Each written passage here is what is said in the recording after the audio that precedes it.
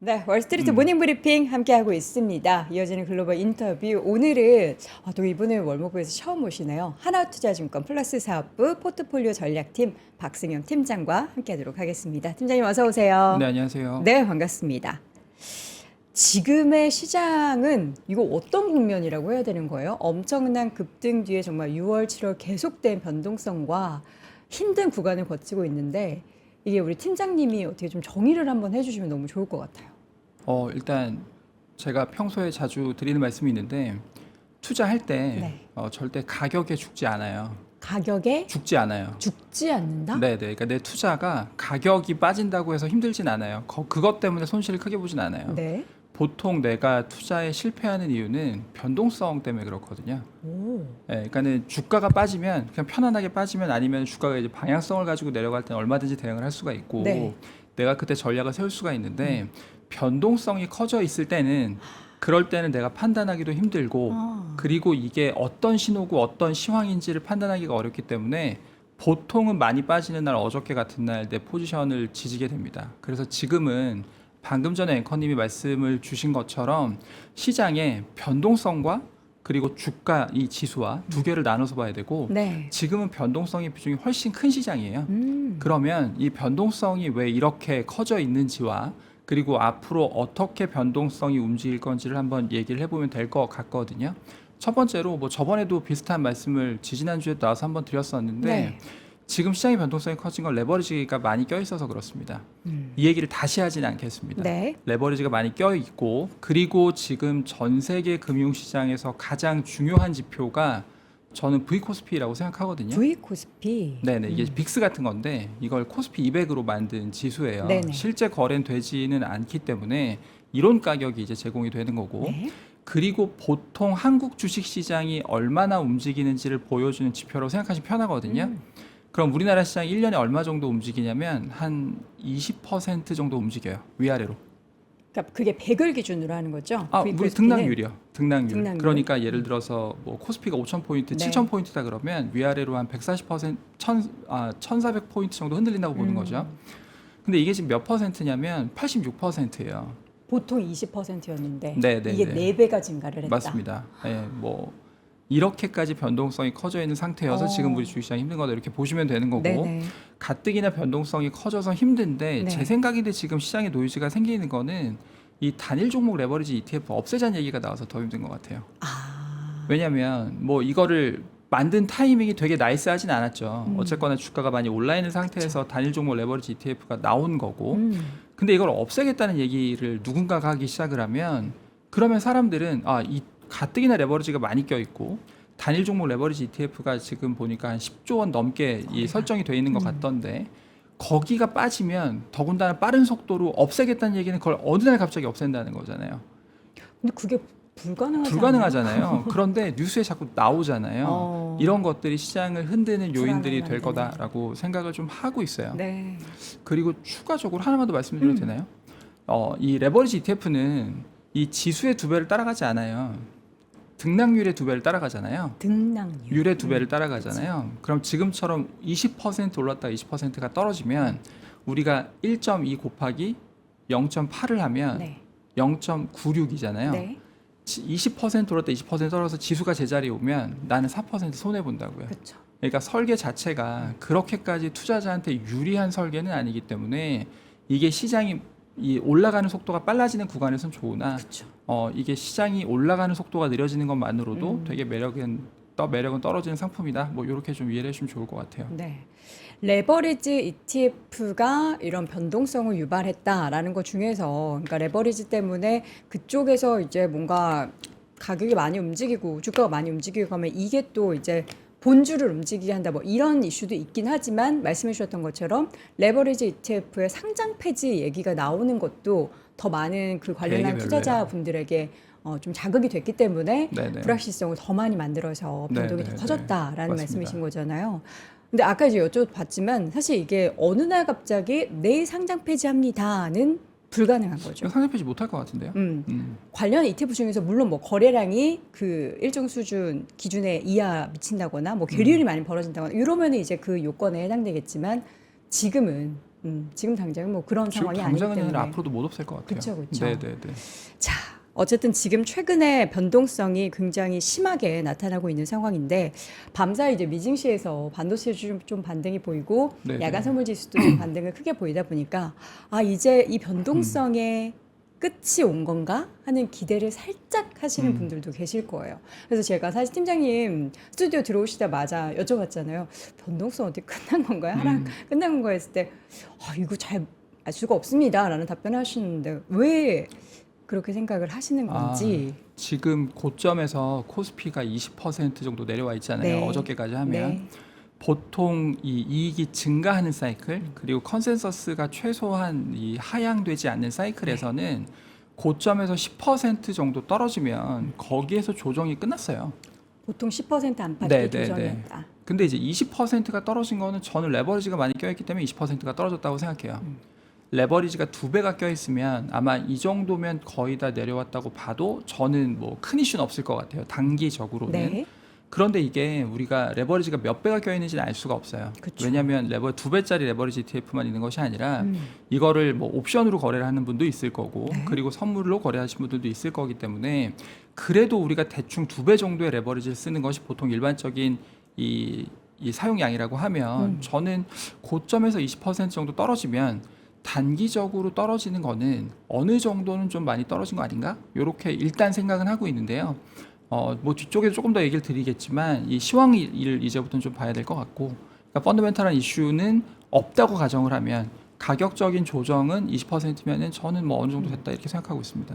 그러니까 각각의 개별 종목에 대한 기준이라기보다는 지수 기준으로 봤을 때 맞아요. 우리가 뭐 전쟁이 발생하거나 과거에 뭐 코로나 같은 정말 그런 이슈가 있지 않는 한은 고점 대비해서 한 20% 정도 밀리면 그 구간이 단기 저점이다가 맞았는데 네. 지금 딱 그 구간이다. 기준은 일단 기업 이익이 네, 증가하는 사이클이고 그렇죠. 컨센서스가 떨어지는 것이 아니라 올라가. 최소한 지금 수준을 유지한다고 했을 때 그랬을 때 고점에서 10%면 많이 조정이 어느 정도 마무리됐었던 것이 과거의 경험치이다 이렇게 보시면 될 것 같아요. 네.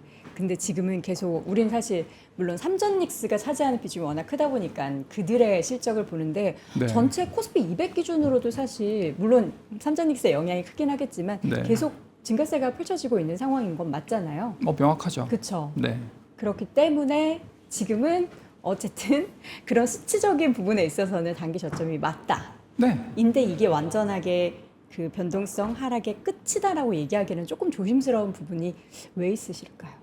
이게 말씀드렸었던 것처럼 지금 시장이 내재되어 있는 변동성 자체가 너무 커요. 그러니까 우리가 이 정도에서는 여기서 더 빠지면 그러면 사도 괜찮지 않을까라는 얘기는 우리가 할 수 있어요. 그렇죠. 그런데 우리가 산다고 해서 바로 올라갈 건 아니고 올라갈 수도 있고 떨어질 수도 있고, 근데 방금 전에 처음에 말씀드렸었던 것처럼 우리가 가격이 죽는 게 아니라 변동성이 죽기 때문에 내가 지금 사고 여기서 한 8% 더 떨어지면 이게 제대로 내가 산 건지 아니면 이게 뭔가 시장의 방향이 아예 바뀐 건지 헷갈릴 수 있기 때문에 그쵸. 그런 점들은 두 개로 좀 나눠서 보시자 이런 말씀을 드리는 거죠. 네.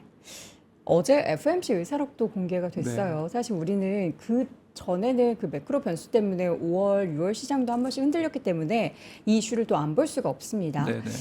의사록 봤더니 금리를 인상해야 된다라는 소수 의견이 있기는 했어요. 팀장님은 그 하반기에 우리 시장에 그리고 미국장에 이 금리에 대한 변수가 계속 변동성을 유발할 거라고 보세요? 아니요, 그렇진 않아요. 되게 시원하게 대답 해주시네요. 네. 왜냐하면 저희가 이 뭐 여러 가지 말들 특히나 이 금리는 사람이 결정을 하는 거기 네네. 때문에 말투나 아니면 뭐라고 말을 하는지 집중을 하잖아요. 그쵸. 이게 시장이 어떻게 반영되는지를 볼 때는 미국의 금리 선물을 보시는 게 제일 편해요. 네. 지금 미국의 금리 선물 시장은 12월 FOMC까지 25bp 한 번 인상은 100%가 반영이 돼 있고 이미 반영돼 있고. 그리고 두 번 금리 인상 50%는 50bp는 오늘 아침에 보니까 어저께 31%였는데 FOMC 의사로 공개되고 나서 16%로 떨어졌더라고요. 그러니까 지금 시장은 25bp의 인상 정도를 반영하고 있구나라고 생각하시면 되고, 네. 여기에서 우리가 봐야 되는 거는 첫 번째는 이 유가는 뭐 어저께 많이 올랐음에도 불구하고 좀 고점 대비 많이 떨어져 있고, 그렇죠? 첫 번째. 네. 그리고 두 번째는 미국의 경기를 봐야 되는데 미국의 이번에 나왔었던 6월 고용 지표를 보니까 5월에 올라왔던 거 다 빠졌잖아요. 네. 이거는 월드컵 효과가 실제로 있었던 거, 일시적. 그게 빠졌다는 거죠. 금리라는 게 경기와 인플레이션을 더해서 우리가 보는 건데 인플레이션의 방향도 그 사이에 떨어져 있고 지난 한 달 사이에 네. 경기의 방향도 지난 한 달 사이에 떨어져 있잖아요. 그러면 우리는 25bp 인상을 시장이 보고 있는데 25bp 인상이 안 될 수도 있는 것 아닌가?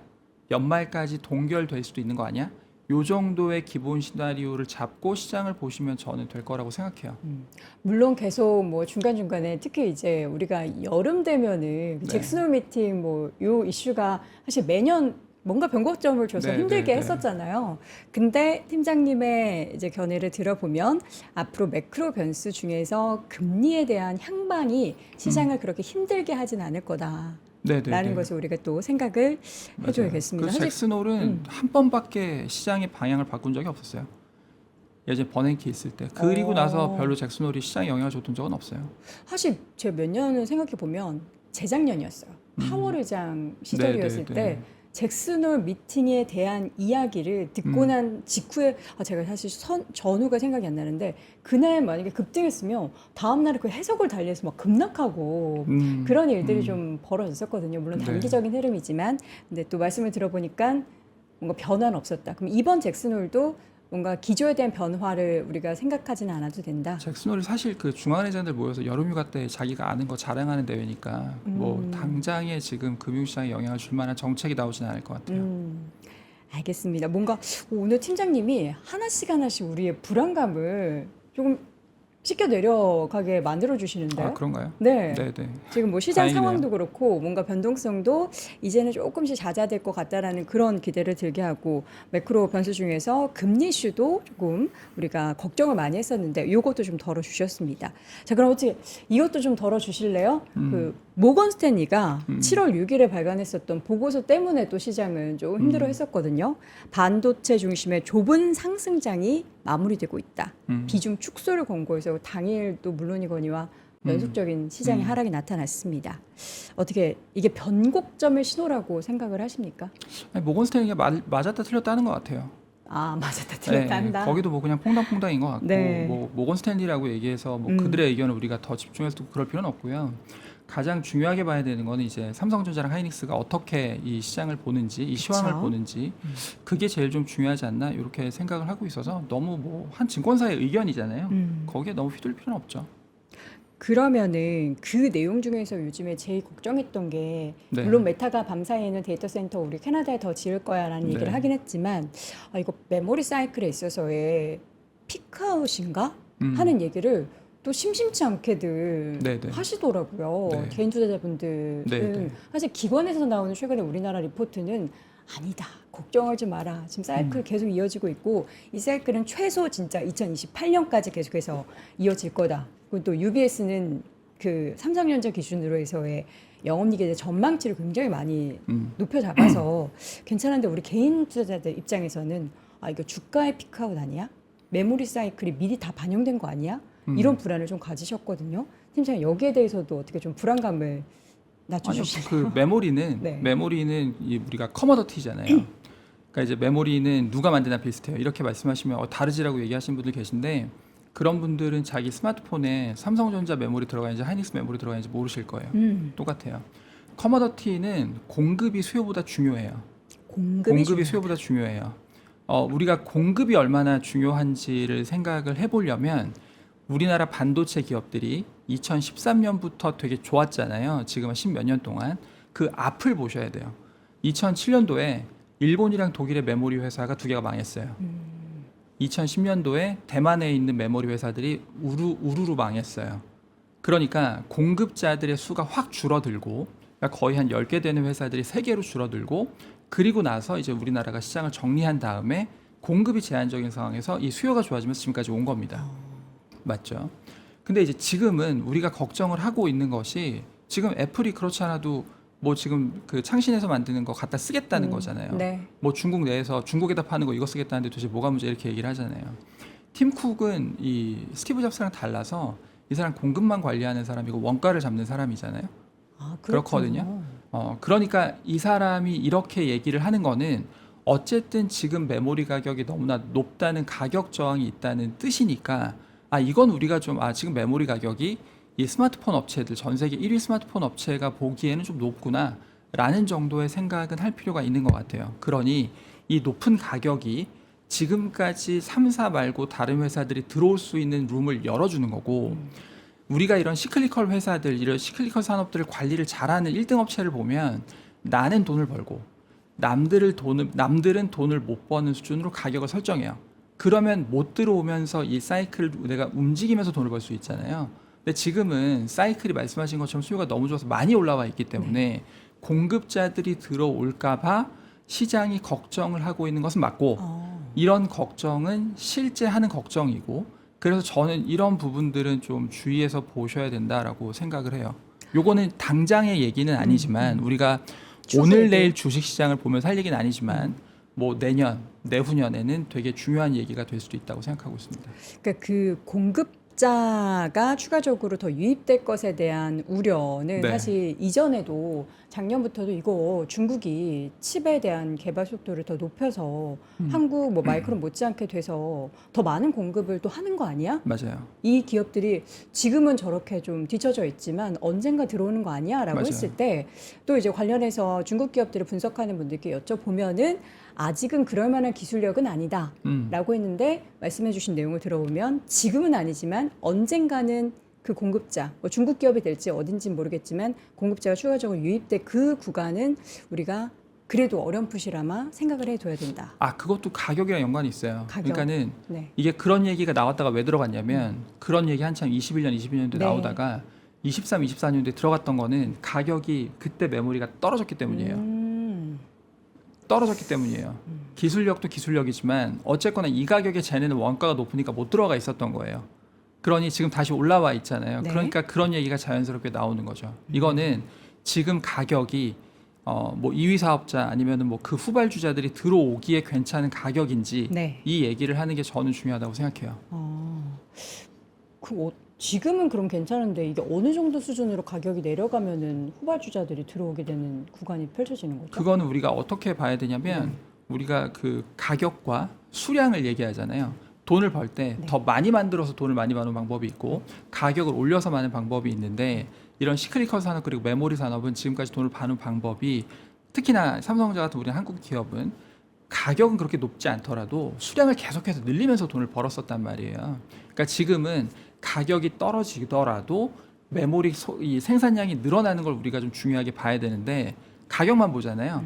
근데 지금 보면 내년, 내후년 그리고 하이닉스나 이런 회사들은 공급을 더 늘리는 이 시계를 앞으로 당기잖아요. 그렇죠. 이게 Q를 올리고 P는 약간 떨어질 수 있다는 생각을 네. 우리가 하면서 이 시황을 봐야 되기 때문에 지금부터는 얼마나 빨리 캐파가 늘어나는가를 좀 보는 게 중요하고 그런 과정에서 우리나라 반도체 장비 회사들이 여기서 얼마나 이 캐파가 늘어나는데 수혜를 보는가 저는 이쪽으로 조금 반도체 시황을 보는 시각을 옮기시는 게 좋다고 생각합니다. 너무 중요한 얘기 해주셨어요. 사실 최근 작년부터 이어졌었던 반도체 네. 관련한 종목들의 주가 상승이 가격이 올라서 그 가격이 올라간 폭을 보면서 우리가 서프라이즈하면서 그 영업이익에 대해서 놀라면서 주가가 올라왔기 때문에 앞으로 이 가격이 기울기가 꺾이면은 이거 주가 힘들 거야 라는 분석도 있고 반대로 그동안에는 피해 상승이었다면 이번에는 이제 Q의 상승의 장이 펼쳐질 거야 라는 의견이 분분했거든요. 네, 말씀해 네, 주신 네. 내용은 후자잖아요. 이건 거의 뭐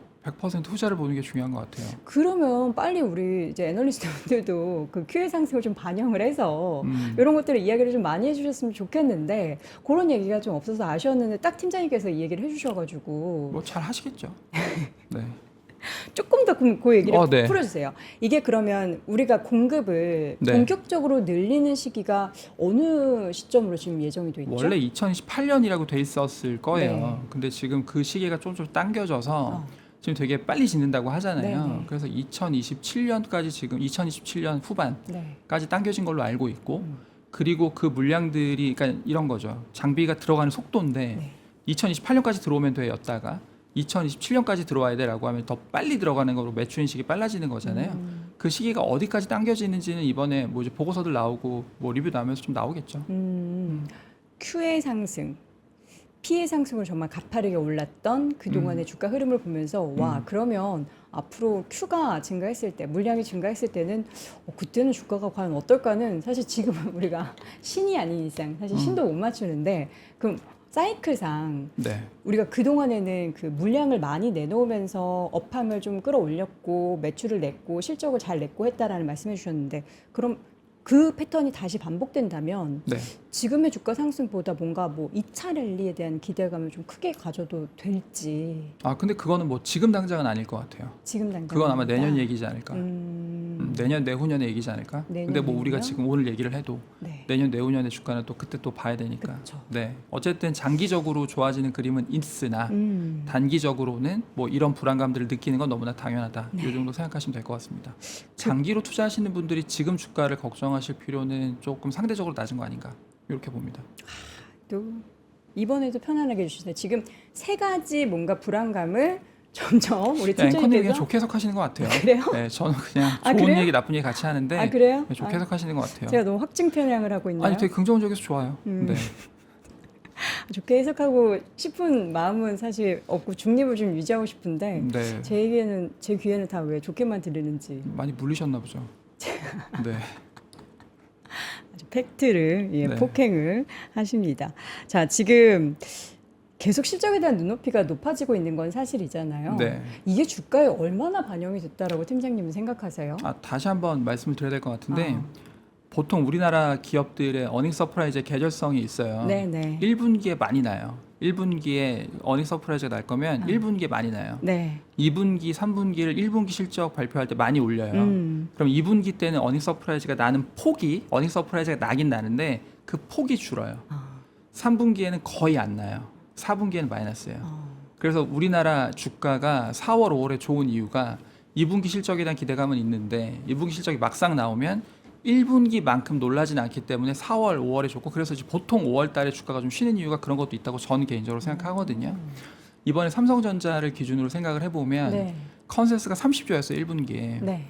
제가 주가 막 오르길래 50조 나오냐 그랬더니 58조가 나왔어요. 되게 생각한 것보다 훨씬 많이 나왔죠.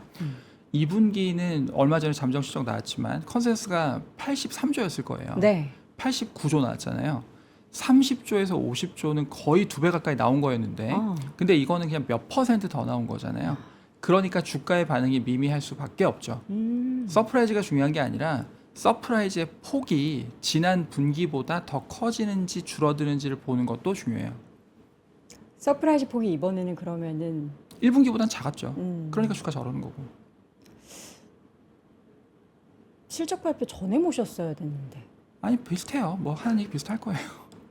실적 발표 전에 만약에 모셨다면은 저희가 이렇게까지 기대를 안 했을 수도 있겠다라는 생각을 하거든요. 아 기대를 많이 하셨구나. 왜냐하면 6월에 되게 힘들었고 지금 딱 7월 지나가자마자 잠정 실적 발표, 뭐 SK하이닉스 ADR 하면서 네. 반도체 관련해서 호재성 이벤트들이 너무나 많습니다라는 뭐 기사들 분석들이 막 쏟아졌어요. 네, 네, 그리고 네. 뭐 진짜 90조 이상에 대한 이야기도 막 나오고 그래서 분명히 이제 그동안에 내리막을 겪었던 반도체주들이 요 이벤트를 기점으로 올라갈 거야라고 생각을 하게 만들었단 말이에요.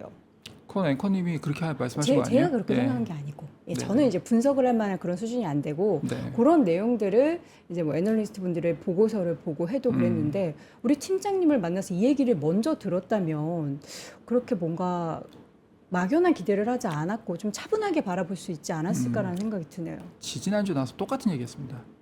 그래요? 4시인가 나와가지고. 아, 제 방송에 안 나오셔가지고. 와, 네 그렇군요. 네, 제가 보질 안타깝네요. 못해서 너무 네. 아쉽네요. 근데 또 시장의 특징을 보자면 반도체만 사실 볼 게 아니라 7월에는 그동안의 낙폭이 정말 과했던 반도체 외 섹터들이 다 낙폭이 과하긴 했지만 실적 관련한 종목들이 지금 스물스물 고개를 들고 있단 말이죠. 금융주, 뭐 화장품, 엔터를 비롯해서 요 변화는 어떻게 우리가 생각해야 될까요? 금융주랑 화장품 사실 엔터는 잘 모르겠어요. 저는 엔터 주식을 잘 못 보겠더라고요. 네네. 그러니까 어떻게 움직이는지 사실 잘 모르겠어요. 근데 금융주가 움직이는 거는 명확하죠. 그 금융주는 어쨌든 고배당 주들이기 때문에 경기가 살짝 내려오고 그리고 금리가 살짝 내려오기 시작하는 그런 구간에서 금융주 어떤 고배당주들의 매력은 확실히 높아지는 것 같아요. 네. 그게 하나가 있고 화장품이 좀 저는 좀 의미 있다고 생각을 하고 있는데 화장품은 작년 7월이 아마 관세를 물리기 시작하는 시점이어가지고 올해 7월이 되면 관세 효과가 이제 없어져요. 그러니까 YOY로 그 역레버리지 그 역성장 그 효과를 냈었던 그런 요인들이 1년이 지나서 이제 없어져요. 그러니까 어닝의 모멘텀이 이제 제대로 나기 시작을 하는 게 화장품인 거죠. 그러니까 반도체는 실적이 우리의 예상했던 것보다 되게 잘 나오진 않네라고 한다면 화장품은 그동안 많이 이 실적을 눌렀었던 관세 요인들이 좀 없어졌기 때문에 앞으로는 실적이 이쪽이 좀 편하구나라고 생각을 해서 그쪽으로 옮겨가는 것 같아요. 당연히 섹터의 규모를 보면 비교가 안 되기 때문에 저는 이걸 팔아서 이걸 사고 이런 결정은 좀 어려울 거라고 생각은 하지만 그래도 뭔가 플러스 마이너스를 따진다라고 했을 때 반도체를 조금 줄여서 화장품을 사는 거는 저는 마이너스인 것 같아요. 그리고 조금 이 보수적으로 시황을 보시는 분들은 뭐 금융주를 사시는 거 저는 괜찮은 것 같아요.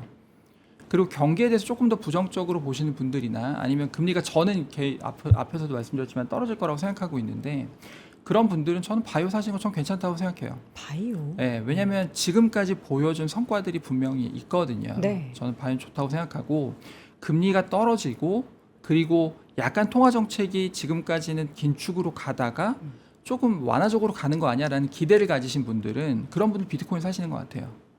조금 더 그쪽에 집중하시는 분들은 여러 가지 갈래길이 있고 그리고 삼성전자 하이닉스만 지금까지 주도했던 장이기 때문에 선택지가 오히려 좀 넓어졌다고 생각을 하시면 될 것 같고 그 선택지 중에 자기의 이 칼라랑 맞는 그런 전략을 조금 더 같이 가져가시면 좋은 시황 아닌가 이렇게 보고 있어요. 그러니까 지금 실적에 대해서 가장 이제 드디어 빛을 볼 수 있는 섹터 중에서는 화장품을 1등으로 꼽고 계시는 거군요. 1등까지는 아니고 좋은 것 같아요. 네. 금융주도 선택지가 될 수 있고 네. 최근에 좀 스물스물 반등하고 있는 잘 버텨주고 있는 기업들이 왜 버티나 봤더니 실적에 대한 모멘텀이 일단 붙어 있는 기업들이다. 네, 네, 네. 바이오 같은 경우에는 사실 미국 시장에서는 이미 좀 반영이 되는 모습이었거든요. 말씀해 주셨던 네. 금리에 대한 부분을. 네, 네. 그래서 많이 올라갔단 말이죠. 근데 네. 우리나라 바이오 같은 경우에는 네. 뭐 개별적인 이슈가 있어서 뭐 일부 올랐던 종목들도 있지만 전체적으로 되게 많이 힘들단 말이에요. 네. 그럼 앞으로 하반기에는 그 금리 이슈가 다시 한번 반영되면서 작년 하반기에 딱 그랬거든요. 네. 금리 인하에 대한 기대가 네. 반영돼서 바이오 좋았거든요. 랠리를 좀 점쳐 볼 수 있는 그런 상황인가요? 바이오는 이 실적이 없잖아요. 네. 실적이 좋다 나쁘다를 떠나서 우리가 바이오는 일단은 실적을 중요하게 보는 섹터가 아니잖아요. 그쵸. 그러니까 실적 시즌이 되면 특히나 다른 섹터들의 실적이 잘 나면 바이오는 실적 시즌은 약간 후순위로 밀리는 것 같아요. 특히나 코스닥에 있는 바이오 회사들이 계절적으로 언제 좋은지를 보면 네. 11월, 12월 달이 되게 좋아요. 왜냐하면 4분기 실적은 다른 섹터들도 별로 없고 네. 그리고 내년에 대한 기대감도 그때부터 조금씩 생기고 하기 때문에 저는 7월이 안 좋을 수는 있을 것 같은데 저는 8, 9, 10 뭐 뒤로 가면 갈수록 좋아지는 섹터가 바이오이지 않을까라고 생각하고 있어요. 실적에 대한 모멘텀이 없는 바이오주는 오히려 7월 달에 만약에 쉬어간다면 또 오히려 모을 수 있는 그런 네, 구간이 저는 좋다고 되겠고 생각합니다. 그리고 나서에 조금 이제 더위가 무르익고 실적 시즌이 마무리될 때쯤부터는 한번 기대를 해보자. 근데 뭐 네. 단기적으로가 아니라 하반기에 그 금리에 대한 사이클을 계속 탈 수 있는 네. 그런 대표적인 섹터로 네. 바이오. 그래서 사실 그 동안에 코스닥 종목들이 워낙에 안 좋았잖아요. 네. 코스피는 일부 반도체 종목을 비롯한 관련한 종목들이 오르기라도 했지. 그냥 두 개만 좋았죠. 네, 두 개를 비롯한 관련한 그룹주들만 좋았던 거죠, 사실. 네, 좋습니다. 그럼 하반기의 포트폴리오가 지금 우리 사실 팀장님의 사업부가 포트폴리오 전략팀이잖아요. 네. 어떻게 짜야지 좀 선방할 수 있을까요? 반도체만 들고 있는 분들은 그걸 조금 이제 팔아서 어떻게 다른 쪽으로 좀 분산을 해야 될까요? 너무나 당연히 그렇게 해야 된다고 생각하고요. 너무나 당연히 그렇게 해야 된다고 생각하고 이게 우리나라는 지수가 네. 좀 다른 나라들은 지수에 제한이 몇 가지가 있어요. 예를 들면 한 종목을 뭐 15% 20% 이상 못 가져가게 한다든지 그리고 뭐 특정 섹터가 몇 퍼센트 이상 안 되게 한다든지 이런 게 있는데 우리나라 그게 잘 없잖아요. 그러니까 주가 지수의 두 종목의 비중이 많이 높아져 있어서 우리가 지수에 투자한다고 했을 때 우리가 기대하는 분산 효과를 충분히 누리지 못하는 것도 있는 것 같아요. 네. 그런데 어쨌든 우리가 이 포트폴리오를 짠다 함은 네. 이 분산 효과도 누리고 그리고 다양한 섹터를 우리가 놓치는 그런 어떤 섹터나 아니면 뭐 테마들이 없이 쭉 가져가는 거거든요. 네. 그래서 일단 기본적으로 미국 주식과 한국 주식을 아직은 많이 가져가야 될 것 같아요. 왜냐하면 글로벌 경기 사이클도 그렇고 투자 사이클도 그렇고 끝나간다는 걱정은 있으나 끝나가고 있다는 확증은 없어요. 아직은 없어요. 우린 그걸 실적을 보면서 확인하면 되거든요. 네. 후행적으로. 그러니까 실적이 앞으로 빠지겠지라고 생각할 필요 없어요. 실적이 이제는 어닝 서프라이즈가 안 나고 어닝 쇼크로 바뀌었구나. 그때 액션 해도 돼요. 그러니 지금은 미국 주식, 한국 주식 많이 가져가시고요. 저는 그게 한 전체 포트의 60, 70%는 여전히 돼야 된다고 생각해요. 그리고 채권은 뭐 저번에도 비슷한 말씀 드렸는데 30% 이상 안 가져가시는 게 좋고, 여기에서 어떤 걸 우리가 조금 더 포트폴리오에 녹여야 되는지를 생각을 해본다면 인플레이션에 대한 우려는 조금 잦아드는 것 같잖아요. 우리가 인플레이션을 걱정할 때 네. 많이 사는 게 리츠 같은 종목들, 그런 것들을 많이 사요. 네. 그거에 대해서는 우리가 조금 좀 비중을 내려놓고 줄여야 금리 하락에 대한 요 칼날을 좀 넣어준다라고 하면 그때는 앞서서 말씀을 드렸었던 뭐 장기채가 됐든 아니면은 뭐 금융주가 됐든 뭐 이런 쪽들을 담아서 앞으로 금리가 좀 떨어질 가능성을 우리가 대비하는 포트폴리오가 지금은 좋지 않나라고 생각하고 있어요. 네. 집중이 됐었던 상반기의 흐름이 하반기에는 조금은 모르겠습니다. 뭐 우리가 주가를 지금 당장 예측하기는 어렵겠지만 하반기에는 조금씩 이제 확산이 좀 펼쳐지는 것을 예상을 하면서 그 가운데 포트폴리오에 있어서는 일단 주식 비중 같은 경우에는 계속 채워가되 그 안에서 만약에 너무나 반도체 비중이 높다면 그거 대비해서 지금 훨씬 더 매력적인 그런 네네. 구간에 놓였던 산업이 많기 때문에 네. 그런 쪽.